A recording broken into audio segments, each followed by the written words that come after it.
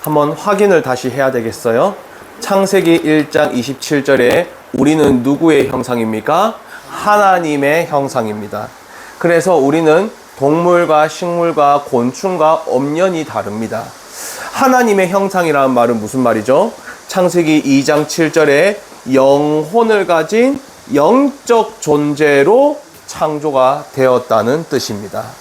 그래서 영혼을 가진 영적 존재이기 때문에 영이신 하나님과 함께 하도록 만들어졌습니다. 그래서 사람만 종교가 있어요. 왜 그렇습니까? 영이신 하나님을 찾고자 하는 본능이 있기 때문입니다.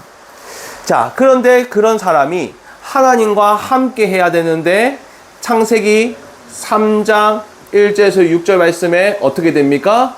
하나님을 떠나게 됩니다. 그래서 하나님을 떠난 모든 사람은 로마서 3장 23절에 모든 사람은 죄를 범하였으며 하나님의 영광에 이르지 못하더니 아무리 착하게 살아도 하나님 떠나 있으면 죄인입니다. 아무리 열심히 살아도 하나님 떠나 있으면 죄인입니다. 아무리 돈을 많이 벌고 성공을 하고 높은 자리에 올라가도 하나님 떠나 있으면 하나님 앞에서 죄인이에요. 그래서 죄가 있는 자는 누구에게 속하게 됩니까? 요한일서 3장 8절 말씀에 마귀에게 속하게 되는 것입니다. 이걸 보고 세상에서는 운명이요, 점집에서는 이걸 보고 사주요, 어르신들은 이걸 보고 팔자라고 이야기합니다. 또 성경에는 이걸 보고 죄와 사망의 법이라고 이야기합니다. 또 신학적으로는 인간의 근본 문제라고 합니다. 하나님의 형상이 하나님과 함께 해야 되는데 하나님을 떠남으로써 신분이 죄인이 되어 사단의 권세 아래 놓인 인생을 보고 운명, 사주, 팔자, 인간의 근본 문제라고 합니다. 그래서 이 인간의 근본 문제, 운명, 사주, 팔자를 돈으로 해결할 수 있습니까? 성공하고 높은 자리에 올라가면 해결할 수 있습니까? 그걸로 해결할 수 없다고 하셨어요. 죽음으로밖에 이 죄를 갚을 길이 없다 했습니다. 그래서 하나님께서 이 문제를 해결하시려고 누구를 보내시겠다고 약속하셨습니까? 창세기 3장 15절 여자의 후손 그리스도를 보내셔서 원수의 머리를 박살내시겠다고 약속을 하신 것입니다. 그 약속의 성취로 오신 분이 마태복음 1장 18절에서 23절 말씀에 바로 예수님입니다. 그래서 예수님의 이름의 뜻이 뭐죠? 자기 백성을 어디에서 구원할 자? 그들의 죄에서 구원할 자. 그러면 이 예수님이 어떻게 우리를 구원하셨습니까? 히브리서 2장 14절 15절 말씀. 자녀들은 혈과 육의 지념에 그도 또한 혈과 육을 지니심은 죽음을 통하여 죽음의 세력을 잡은 마귀를 멸하시고 한평생 죽기를 두려워하는 종노릇하는 우리를 놓아주신 것입니다. 즉 십자가에서 예수님이 인간의 몸을 입고 오신 이유가 뭡니까? 십자가에서 죽으려고. 왜요? 우리의 죄를 다 뒤집어 쓰고 십자가에 죽어야만 이 죄의 문제가 끝나기 때문입니다. 그리고 부활하셔서 사단과 지옥의 권세를 이기신 것입니다. 이분을 보고, 이 일을 하신 분을 보고 뭐라고 합니까? 주는 그리스도시요 살아계신 하나님의 아들이십니다. 이 그리스도를 아는 수준으로 끝나면 안 됩니다. 이 그리스도를 들은 수준으로 끝나면 안 됩니다. 이 그리스도를 이해하는 수준으로 끝나면 안 돼요. 이 그리스도를 요한복음 1장 12절에 믿는 자에게 하나님 자녀가 되는 권세를 주신 것입니다. 하나님 자녀의 권세를 누구에게 주셨습니까? 에베소서 2장 8절에서 9절 말씀. 하나님의 은혜에 의하여 믿음으로 말미암아 값없이 하나님의 은혜로 뭡니까? 예수님을 믿는 믿음을 주셔서 우리가 하나님 자녀가 된 것입니다. 그래서 믿음은 하나님의 선물이다. 그렇게 말씀하셨습니다. 자, 그러면 이젠 이 하나님 자녀로서 우리가 이 땅을 살아가면서 세 가지의 정체성을 오늘 누렸으면 좋겠습니다. 첫 번째는 뭐죠? 바로 남은 자입니다. 두 번째는 뭐죠? 순례자입니다. 세 번째는 뭐죠? 정복자입니다. 자, 뭘 남았다는 것입니까? 이사야 6장 13절. 나무가 있는데요. 어떠한 풍랑이 불어도 어떠한 배임을 당해도 끝까지 살아남는 남은 자 그루터기가 거룩한 씨라 하셨습니다. 아무리 이 가지가 앙상하게 말라 있어도 그 뿌리가 튼튼하고 건강하면 어떠한 풍랑과 배임을 당해도 살아남는 것이죠. 반대로 아무리 푸른 잎을 맺고 있어도 뿌리가 튼튼하지 못하면 뽑히게 되어 있는 것입니다. 하나님 자녀가 문제를 만나고 갈등을 만나고 위기를 만나면 하나님 자녀는 무너지지 않습니다. 왜 그렇죠? 내가 신앙생활 열심히 해서 그렇습니까? 아닙니다. 하나님이 내 인생의 뿌리를 붙잡고 계시기 때문입니다. 그래서 이사야 43장 1절에서 2절 말씀. 내가 너를 지명하여 불렀나니 내가 너를 뭐하겠고? 구속하겠고. 구속이 뭐죠? 내 인생, 우리의 인생을 하나님이 붙잡고 안 놔주신다는 거예요. 하나님이 내 인생의 뿌리를 붙잡고 안 놔주신다는 겁니다. 그래서 어떠한 문제와 갈등과 위기가 있어도 하나님 자녀는 절대 무너질 수 없어요. 또 무너진다 하더라도 일어납니다. 왜요? 하나님이 내 인생을 붙잡고 계시기 때문이에요. 그래서 이사야 41장 10절 말씀. 너는 두려워하지 마라. 내가 너와 함께 하겠다. 놀라지 말라. 내가 너의 하나님이 되겠다. 내가 의로운 오른손으로 너를 붙들고 너를 굳세게 하시겠다고 약속을 하셨습니다. 두려워하지 마라. 내가 너의 문제를 해결해 주겠다. 이렇게 말하지 않고요. 두려워하지 마라. 내가 너와 함께 하겠다. 그 말은 무슨 말입니까? 문제가 해결이 되든 안 되든 하나님이 우리와 함께 하시면 문제가 해결돼도 축복이고 해결 안 돼도 축복인 겁니다. 그래서 요한복음 16장 33절. 너희가 세상에서 환난을 당하나 담대하고 평안해라. 내가 세상을 이기었노라. 말씀하셨습니다. 그래서 우리 하나님 자녀들은 어떠한 문제와 갈등과 위기가 있어도 하나님이 내 인생을 붙잡고 계시기 때문에 끝까지 남은 자가 되는 것입니다.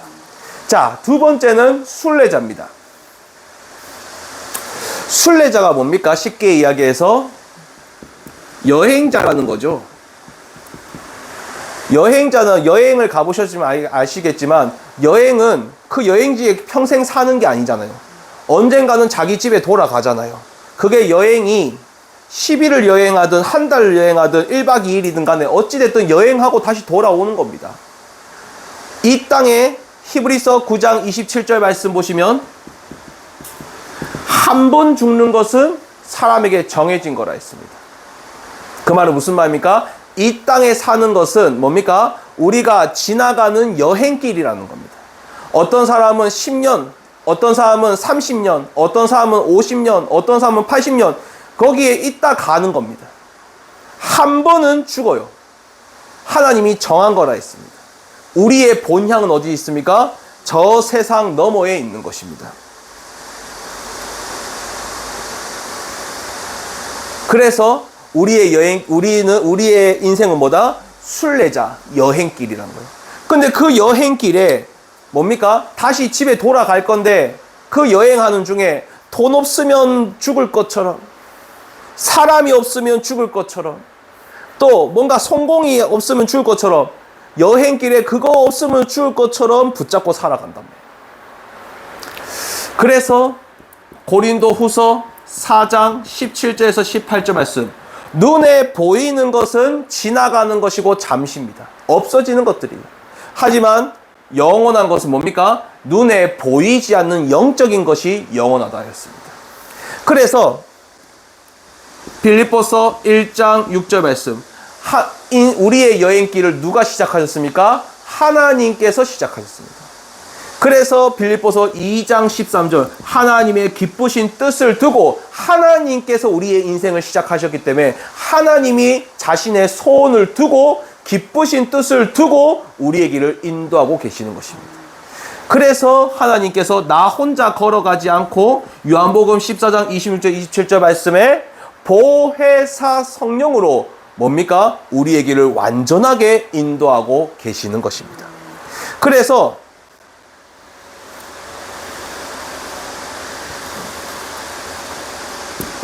우리의 본향 천국의 집에 들어갈 때까지 뭡니까? 우리는 지금 그 길을 걸어가고 있는 겁니다. 그런데 그 길이 아무리 굽었다 할지라도 뭡니까? 하나님께서 나와 같이 천국 갈 그날까지 함께 하시겠다 하셨어요. 우리의 길을 완전하게. 아무리 길이 굽었다 할지라도, 아무리 길이 돌아간다 할지라도 하나님이 나와 함께 하시는 것입니다. 결국 그 종착지는 어디입니까? 천국 본향이 되는 것입니다. 그래서 우리의 길은 뭐다? 순례자의 길이다. 그 순례자의 길에 하나님께서 나와 동행해 주시겠다고 약속을 하셨습니다. 자, 그러면 세 번째입니다. 우리는 정복자의 정체성을 누려야 됩니다. 뭘 정복한다는 걸까요? 마태복음 12장 28절에서 29절 말씀. 성령의 이름으로 힘입어서 뭡니까? 흑암이 무너지면 하나님 나라가 임한 줄 믿으라 하셨어요. 목사님, 저는 그 문제 때문에 너무 힘듭니다. 목사님, 저는 그 사람 때문에 너무 힘듭니다. 목사님, 저는 그 환경 때문에 너무 힘듭니다. 목사님, 저는 그 상황 때문에 힘듭니다. 아무리 문제가 없어도, 아무리 그 사람이 괜찮아도, 아무리 상황과 환경이 좋아도 뭡니까? 흑암이 그 문제를 이용하고 그 사람을 이용하고 그 환경과 상황을 이용하면 그게 무슨 소용이겠냐 그 말이에요. 그래서 뭡니까? 우리가 성령의 이름으로 흑암을 무너뜨리면 하나님 나라가 내 문제에 임해야 돼요. 하나님 나라가 그 사람에게 임해야 돼요. 하나님 나라가 그 환경에게 임해야 돼요. 하나님 나라가 그 상황에게 임해야 돼요. 문제가 해결되는 것도 중요하지만 문제가 해결되는 것보다 그 문제에 하나님 나라가 임해야 되는 겁니다. 사람이 바뀌는 것보다 그 사람이 아무리 바뀌어도 그 사람에게 하나님 나라가 임하지 않으면 그게 무슨 소용이냐 그 말이에요. 사람이 혹 안 바뀐다 할지라도 그 사람에게 하나님 나라가 임해야 되는 것입니다. 그래서 마태복음 6장의 주기도문을 보시면 뭐라고 되어 있습니까? 하늘의 뜻이 땅에 이루어지게 하여 주옵소서. 하늘의 뜻이 내 문제에, 내 그 힘든 사람에게, 환경과 상황에 임하게 하여 주옵소서. 그래서 하나님 나라가 이곳에 임하면 뭐가 보여요? 에레미야 33장 2절에서 3절 말씀. 이를 행하시는 여호와, 그 일을 성취하시는 여호와, 그의 이름을 여호와라 하는 이가 이르시도다. 너는 내게 부르짖으라. 내가 내게 응답하겠고 내가 알지 못하는 크고 은밀한 일을 보여주시겠다고 약속을 하셨어요. 그래서 문제가 해결되는 것보다 그 문제에 하나님 나라가 임해서 그 문제 속에 하나님의 뜻이 보이는 게 더 중요하다는 거예요. 그 사람이 바뀌는 것보다 그 사람에게 하나님 나라가 임해서 내 눈에 그 사람을 향한 하나님의 계획과 뜻이 보이는 게 더 중요하다고 말이에요. 이거를 모르면요, 아유, 하나님 문제 언제 해결됩니까? 그 사람 언제 바뀝니까? 계속 그거에 매여 있어요. 더 중요한 게 뭡니까? 문제에 그 사람의 하나님 나라가 임해서 뭐가 보이는 거요? 그 사람을 통해, 그 문제를 통해 이루실 하나님의 뜻이 보이는 게 더 중요하다고 말이에요. 그래서 우리가 뭘 정복해야 됩니까? 우리는 문제를 해결하는 것보다 문제를 정복하는 게 더 중요하다고 말이에요. 그 사람이 바뀌는 것보다 내가 어떤 사람이어도 그 사람을 다스릴 수 있는 게 더 중요하다고 말이에요. 그 환경과 상황이 좋아진 것보다 어떤 환경과 상황에 가더라도 정복하고 다스릴 수 있는 게 그게 더 중요하다는 것입니다. 그러려면 어떻게 됩니까? 여기에 뭐가 임해야 돼요? 하나님 나라가 임해야 돼요. 그러려면 어떻게 됩니까? 여기에 역사는 흑암이 무너지게 하여 주옵소서. 누구의 이름으로? 성령의 이름으로, 예수 그리스도의 이름으로. 그래서 예수 그리스도의 이름으로 그 문제의 역사는 흑암이 무너지게 하여 주옵소서. 그 사람과 환경과 상황의 역사는 흑암이 무너지게 하여 주옵소서. 그러면 뭐가 임해요? 하나님 나라가 임해요. 하나님 나라가 임하면 뭐가 보인다고요? 하나님의 뜻이 보인다 그 말이에요. 그러면 아무 문제가 되지 않습니다. 그 사람도 아무 문제가 되지 않습니다. 다니엘이 사자굴에 들어가도 아무 문제가 되지 않아요. 요셉이 노예로 가도 아무 문제가 되지 않아요. 다윗이 골리앗을 만나도 아무 문제가 되지 않습니다. 왜요? 하나님의 계획이 보입니다. 그래서 우리는 남은 자, 순례자, 정복자, 이 응답을 받아야 됩니다.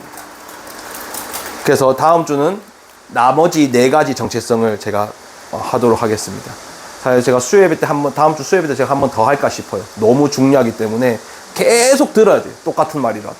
왜요? 전혀 이론으로만 알지 삶에 적용이 안 되기 때문에.